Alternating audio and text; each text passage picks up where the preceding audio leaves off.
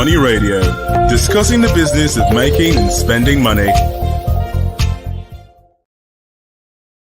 Welcome to another fresh edition of the program Money Radio. Everybody, where we review and discuss from great news stories on our sister publication, National Economy. Is a weekly business paper, and my name is Winnie Kolibogo. With me in the studio, as usual, we have an in-house analyst who incidentally is the editor of National Economy. Christian Assistant.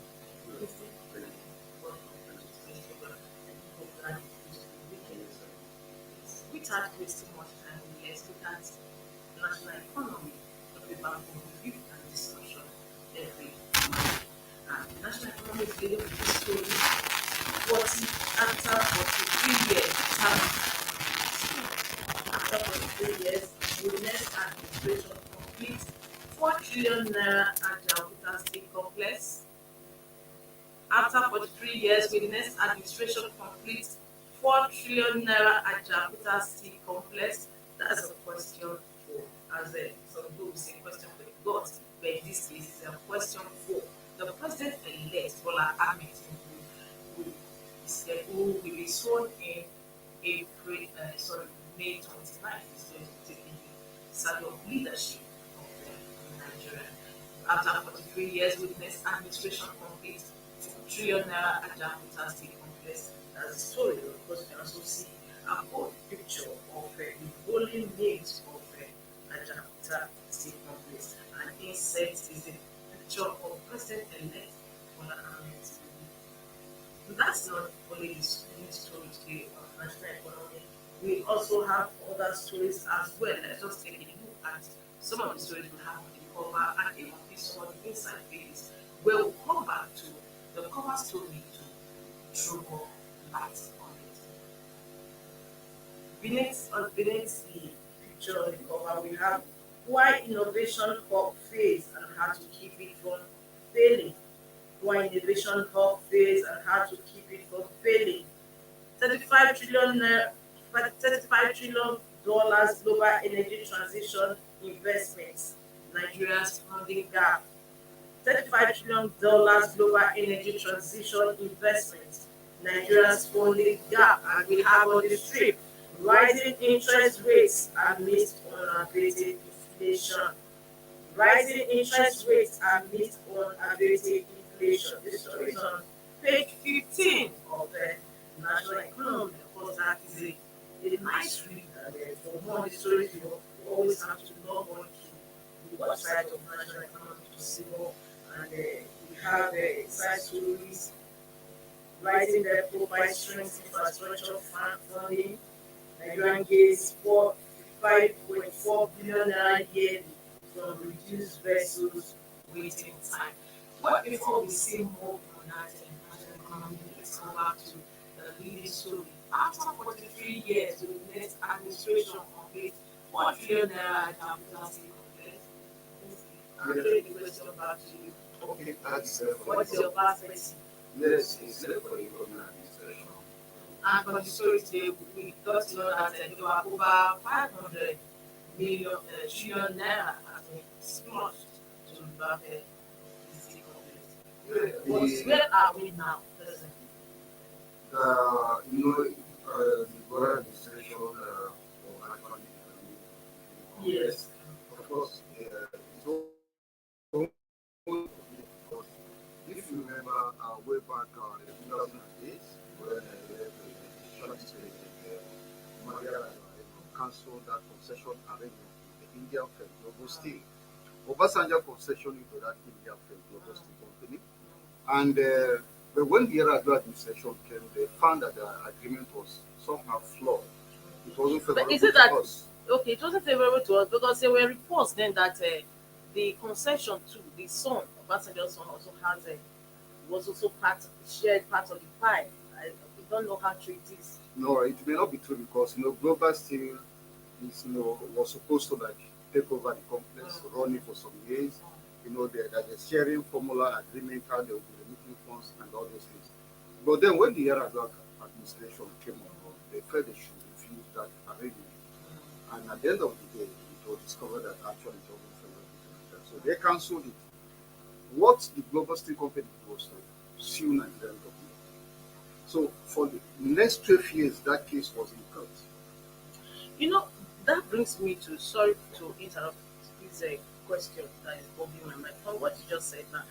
Is it that our leaders, before they append their signature to any contract or any MOU, memorandum of understanding, is it that they don't read the terms of the agreement? Because what you are just saying, the situation we also had with PID, that Nigerians signed so much to, and now we're still in court trying to trying to see how we can get out of it and reduce the might of the. I wouldn't What say happens? I wouldn't say attention. They didn't pay attention to details in coming up with that arrangement, consider arrangement at that time. But you see, different regime, different style. You know what you want. So at least if what is actually glaring in all this arrangement is how favorable it is to your country, which you are Yes. representing. You can't go and sign something that you know that it's not worth the effort. It's not that it wasn't. If you even go through the whole terms of that agreement, it's not per se that it was not like. It's not all. It was altogether bad for Nigeria. It wasn't. Then how come Yeah, when Werada came, he has a policy direction. He had something he wanted to achieve with the steel you had that making. many agendas that I can't remember now, but it was quite bogus. it was I quite remember when bogus. you took it to when Mesa Yusuf was being screened for Yes. the civilian job at National Assembly. Of course, make the man and waste no time in saying what's on his mind. He Yes. said that no, it was too long that they should cut it. Yes. I remember it was one generator. I said, look at somebody that's being screened for the job, and right there and then. I was He after said this one he was criticizing the person.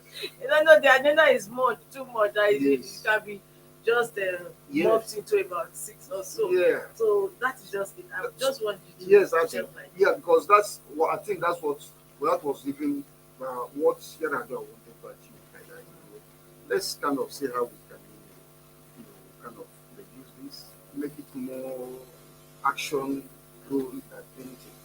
But then the constitutional agreement was cancelled, so they went to court, and for those period of 12 years, it was just lying it was there. like a wilderness. Yes, wilderness Nothing was lying happening. there, It was very funny. hemorrhaging, under the tangle of these local and international disputes.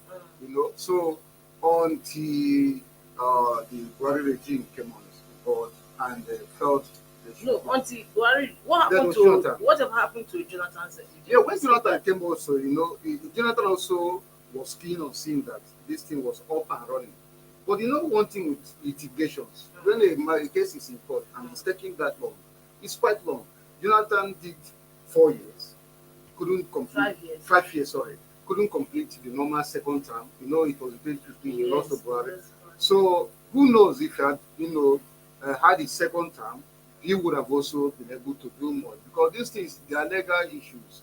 It's not like something you go to court today, tomorrow To be out. it will be out. So when this Yara President Muhammad Buhari came, and he felt that okay, fine, this thing has great potential, can generate, for instance, about 500,000 jobs, and apart from that, even can put up to $1.6 billion to the country's revenue. So the coffers. So he felt it's something worth investing, and he took that risk. He went for. They first of all had to see how they can settle with the Global Steel Company, because Global Steel was actually demanding for $7 billion compensation. So they said no. So how much is the entire Adaptation complex itself? Demand for 7 billion. Well, it's a cause. This is has to do with breach of agreement, breach of contract. It could be not anything. So that was what really happened at the time. But eventually, through the processes in the court, eventually it was narrowed down to $496 million. And so they were settled. They were out of the way now. That was already opened it up again for concession. Now they put up this, this concession thing, and then there were 11 companies that started bidding for it. Out of these 11, 3 were actually the Russian company. You understand? This Yes. arrangement started with the Russian companies before all these other issues that started creeping up, and then moved to Global Steel and all the rest. So Out of this 11 now, 3 were actually from those Russian firms. Remember that before the COVID, that should be 2020, they were about to start a technical audit of that, the Russian company firm actually. They were supposed to start a technical audit of that complex for 3 months. Then there was the COVID, there was the restriction, there was all the rest of the things that started playing out. So eventually, it was kind of put on hold. Government was so confident again, after COVID that it will be able to round off this project before the administration. Yes. But then, when he noticed and realized that he couldn't do it, then I said, okay, fine, it's up to whoever is coming in now. But at least, kudos to this administration. They have been able, once again, to open it up to concession, because that's the only way. If for 43 years, and that is to tell you how insane governments of the day have been. For 43 years, this project has been lying. Yes. Every regime will come there, do Nigeria, the steel complex, they will start using it to siphon money. It's been what they are doing. They use it, so every election cycle, that there's a pipe there they can use to get some money for the next election cycle. So that's what was happening. If not, how do you explain it? 43 good years. 43 good years. 43 good years. And because that should be, if it were a person, that should be a grandmother, a grandfather. Oh, of course, at 43. You understand? If you marry them, you should have a grandson or whatever. Now, and the funny thing here, and this is hoping that this incoming regime will just do away with all this their trash. They believe in propaganda. They think government is about lying to the people, and they use the tools of propaganda. So when people want to agitate or protest, you also raise some flags around, and then everybody will start talking. When everybody is talking, confusion comes in there. Then the security apparatus will move in and start clamping down on people. So this has been the vicious circle. We found ourselves in this country, this complex. So they're using it to siphon money. They kept using it to siphon money. But let's give it to Obasanjo regime. Obasanjo regime didn't play with this project.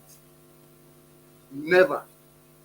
Let's give it again to the Yar'Adua regime. Yar'Adua regime meant well. But however, this Ajaokuta State Complex predates Obasanjo's. That's what I'm saying. So what happened? Because the military are not for proactive action. When they because they don't need to go through the processes like National Assembly to get this. So but what happened that it was told doing all this while?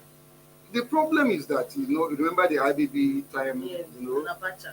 There was also the Abacha time, they were all working on this. And see, let's just give it to them, When you heard this project was 98% completed, it's actually about that period. Within that window, between that Abacha regime and the IBB regime, and then of course a little bit of the Abdulsalami. Abdulsalami didn't quite stay long. But it is when you hear 98%, it's actually within this period. Because when Obasanjo came, he had to now refute the concession thing. Then the thing moved from the Russians, who were originally, supposed to be in charge, and they moved to the Indians. And then briefly, the Yar'Adua came, the council, so the litigation thing starts. So you can give it to this military regime. They were really serious about getting it off the ground. Because it's about industrialization. You cannot industrialize when you don't have a good, steel rolling milling plant. It is impossible. It is impossible. It's impossible. So even though they knew what benefits the country can get from having this complex running, deliberately, politicians, they don't want it. Just like we're having a situation of a refinery. Yes. They don't want it. How come our government don't have just the good power to decide? How come they are always headbound by this so-called cabal? They will tell them that look, because just like what you said now, you just mentioned that it's just about 98% completed. What happens when the president-elect comes on stream? He tells us that no, he wants to do something else. No, this is the danger. And that's why I started by saying that, I sincerely hope and you will do away with. And you can be sure that before now, interest groups have started lobbying. That, give it to us. There's no need for that. So are you foreseeing that? I'm already foreseeing it. Why? Because if you look at what is going on now, if you check the temperature now in Nigerian space now, it's not that healthy. Okay? People now believe that you can use propaganda to do anything. We've seen manipulations of such alarming levels that you wonder human beings could actually send this slow to because they want to maybe protect a certain interest. And if you really meant business and you want to fix things, you don't need this kind of propaganda. Sentiment. You don't need this kind of sentiment because this is about getting something moving, working, generating employment, generating revenue, industrializing the country, opening the economy up to the global space. But when what we are seeing now doesn't look like because the feelers we are getting already is that they have been intense lobbying for economy, and then you look at some of the lists, some of us have been private to now. It's not that encouraging to win an election or help to do one thing or the other. He needs technocrats.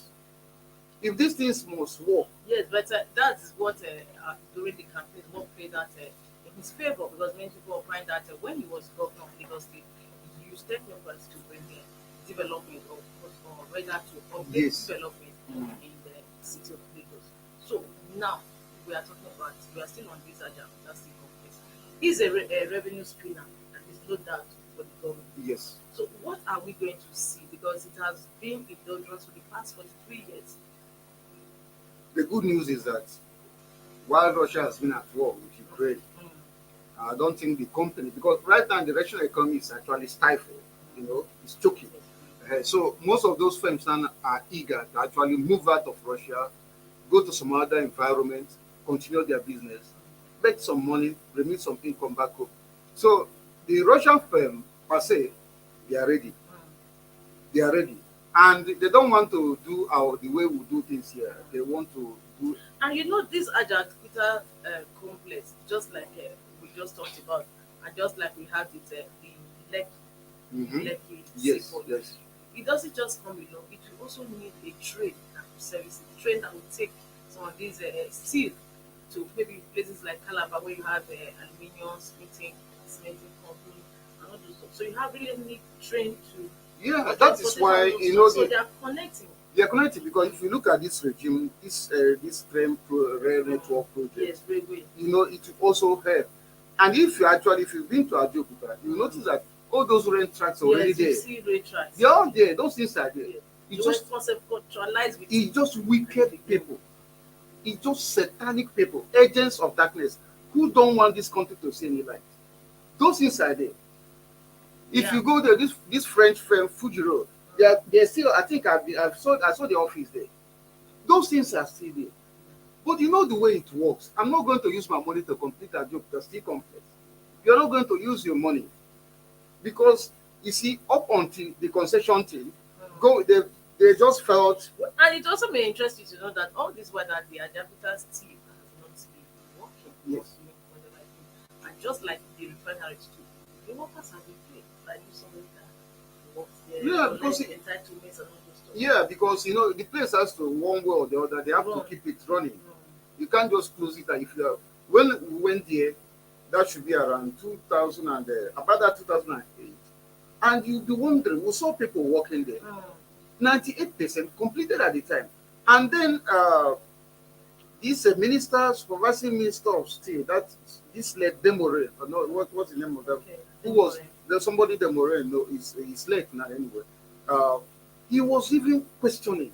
So why can't this thing start producing? 98%. And now, as we speak, 43 years ago, no, Ademola. Okay. Ademola. Okay, 43 years ago is really a long time. That yes. Like we said, that if you were a person that maybe grandmother, do you think those things are still current? They are not obsolete. No, what they do, that is why this firm wants to carry out a technical audit of those places. They're also going to look at some of the parts there. They look at what needs to be changed, what needs to be replaced. You understand me? What needs to be added. They are going to do all those things. It's going to be a comprehensive audit. So it's after they have done that, they will now be able to come up with this is what and what we need to do. But the beautiful thing is the concession arrangement. So it's no longer going to be coming saying that they will go and employ their person to be managing director, apply their cousins to be chairman, employ also nephew to be group general manager. No, they are going to run it the way they do their things way back in Russia. Because in Russia, if you are caught meddling in or doing some funny things, they will come after you. I think in view of what you just explained, concessioning is just the right step to go. Yes. Because the people that are going to be in charge of concession to, of course, they will be there. You need to make money. To There's make no money. more business.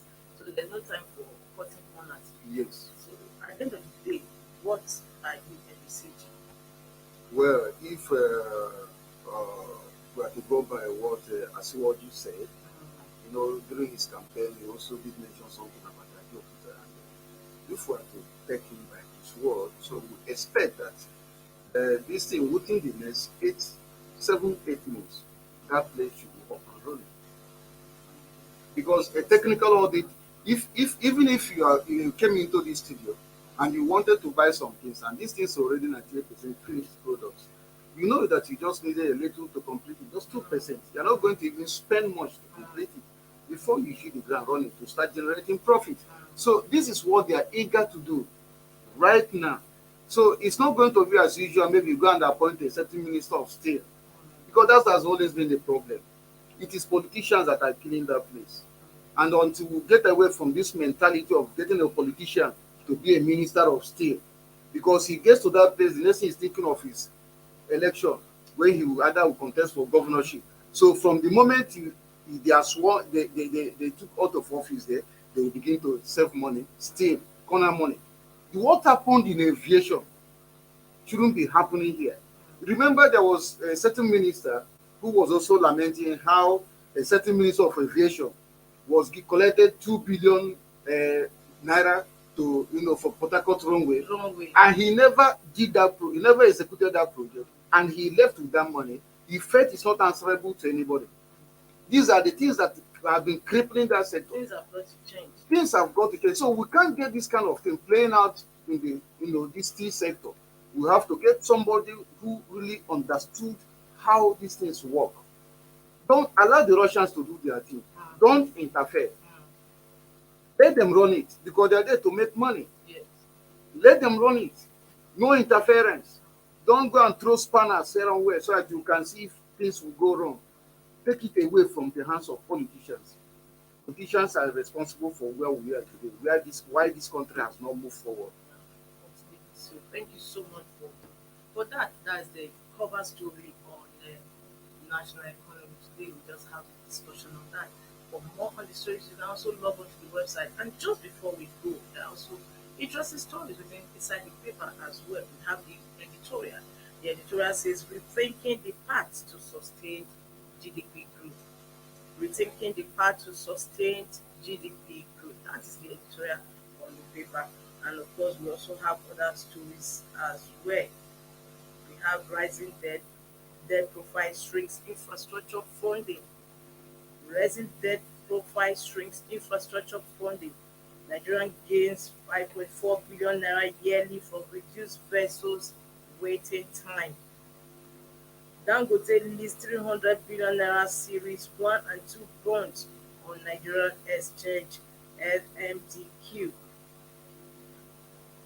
In drives case of operation in Nigeria expands to Abuja. These are some of the stories on national economy.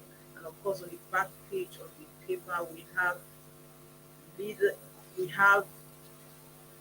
on the back page of national economy, we have the story addressing Nigeria's challenges, options for a new regime. Addressing Nigeria's challenges, options for a new regime. These and more are inside the national economy today. And for more of the stories, you should also log on to the website.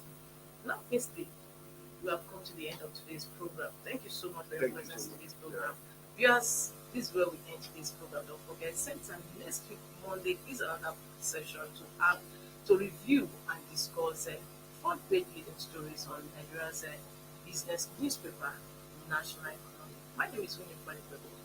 Bye until I come again. Thank you for watching. For sponsorship and advert placements, please contact 080-3688-6158. Last Word Leadership Podcast Studio. You have the last word.